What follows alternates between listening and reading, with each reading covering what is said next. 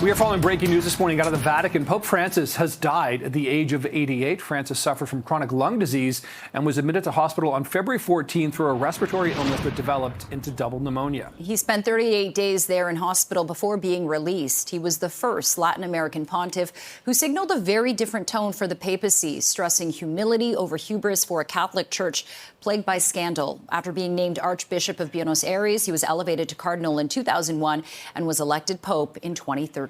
And for more on the Pope's legacy, we're joined live this morning by U of T anthropology professor Valentina Napolitano, who is in Italy. Appreciate your time this morning here.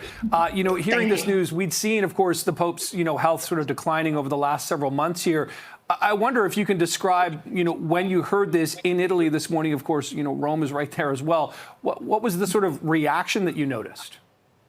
Well, I have to say that it was very much like a surprise because of especially from the Urbis et Orbis kind of major benediction and blessing, that he did yesterday. So people were kind of on a sense that it was a bit of an amend, but at the same time, he was 88 years old. He passed through a very difficult spell for 2 months. But the momentum is quite uncanny, I would say. It's quite difficult. Lots of people are really a bit shocked, I think, this morning, and try to understand, too, what's the moment, really the moment. So people were kind of expecting it at some point, but not right now. And Valentina, if you can look back on his career since being elected Pope in 2013, kind of the milestone moments for Pope Francis and all the things he did as Pope, what are some of the things that stand out to you? Well, first of all, stand out to me an encyclica, which is like a major writing that what popes will be remember in the future, which is called Laudato Si, 2015, which has got a subtitle of Taking Care of Our Common Home. So it's a pope that really talked not just to sort of Catholics, but to a broader set of people all over, around, of course, anti-war, not just peace, but very much also against a predatory capitalism. So it was a pope that continued a long tradition in the church that started at the turn of the 20th century, and which is really the social teaching of the church. And also it was the first Jesuit. You mentioned it was the first Latin American, but it also was the first Jesuit, extremely important. I can't unpack it here, but the Jesuits are the foundation of the missions. So for him, the missions was to be in the world, not to be away from the world. So how do you think then that may change who the Catholic the cardinals, when they go into the conclave, may choose next time, Professor, when you think about, where Pope Francis sort of steered the Catholic Church in the last, 12, 13 years?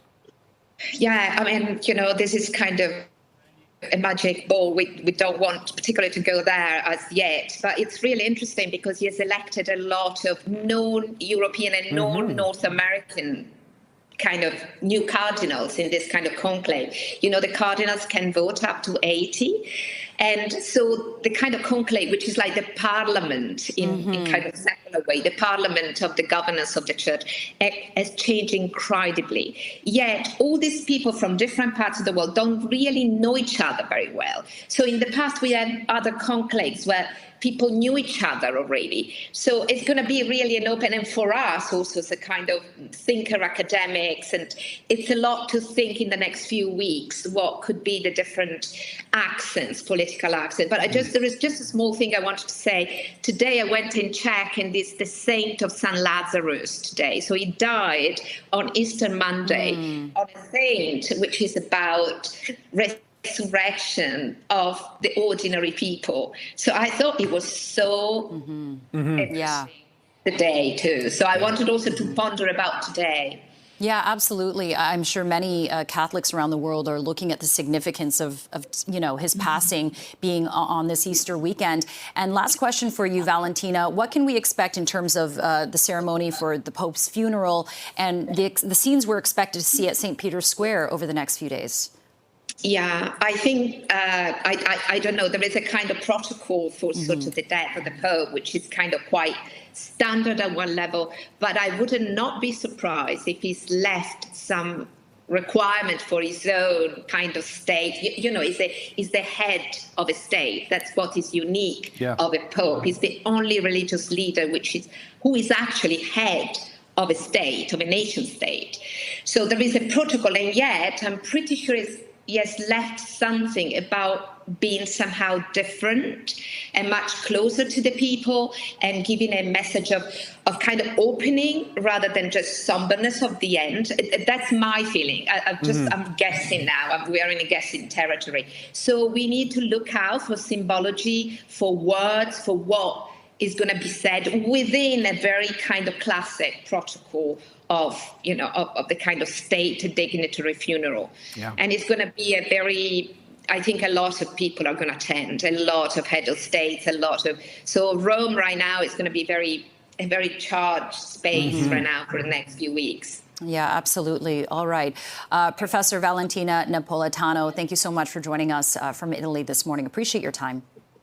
Thank you very much to you, and have a nice day. Bye.